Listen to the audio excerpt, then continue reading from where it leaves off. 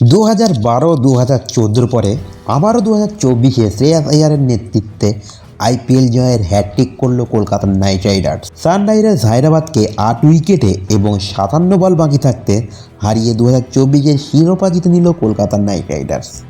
এই ভিডিওতে আমরা দেখব কে কি পুরস্কার জিতলে এবং কার ঝুলিতে আসলো কত টাকা। তো ভিডিওটি শুরু করার আগে আপনাদের কাছে ছোট্ট একটি রিকোয়েস্ট থাকবে, ভিডিওটিতে লাইক এবং চ্যানেলটিকে সাবস্ক্রাইব করে বেল আইকনটি প্রেস করে দেবেন। তো প্রথমেই দেখে নেব ফাইনালে কে কি পুরস্কার পেয়েছে এবং কত টাকার চেক তারা পেল। তো আইপিএল ফাইনাল ম্যাচে স্ট্রাইকার অব দ্য ম্যাচ হয়েছেন ভেঙ্কটেশ আইয়ার এবং সঙ্গে তিনি 1 লাখ টাকার একটি চেকও পেয়েছেন।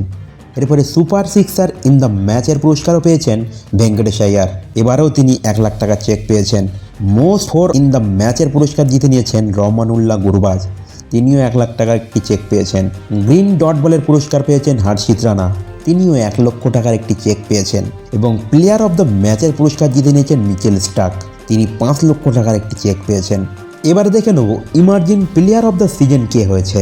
Emerging player of the season হয়েছেন নীতিশ রেড্ডি, তিনি 10 লক্ষ টাকার চেক পেয়েছেন।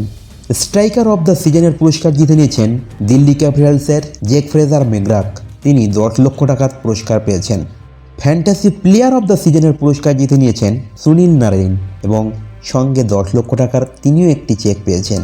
মোস্ট ফোর ইন দ্য সিজনের পুরস্কারটি জিতে নিয়েছেন ট্রাভিস হেড, তিনি 10 লক্ষ টাকার পুরস্কার পেয়েছেন। ক্যাচ অব দ্য সিজনের পুরস্কার পেয়েছেন রমনদীপ সিং, তিনিও 10 লক্ষ টাকার পুরস্কার পেয়েছেন। ফেয়ার প্লে অ্যাওয়ার্ডের পুরস্কার জিতে নিয়েছে সানরাইজার্স হায়দ্রাবাদ। এবছর আইপিএলে অরেঞ্জ ক্যাপের পুরস্কার জিতে নিয়েছেন বিরাট কোহলি, তার রান সংখ্যা ছিল 741 এবং সঙ্গে 10 লক্ষ টাকার একটি চেক পেয়েছেন।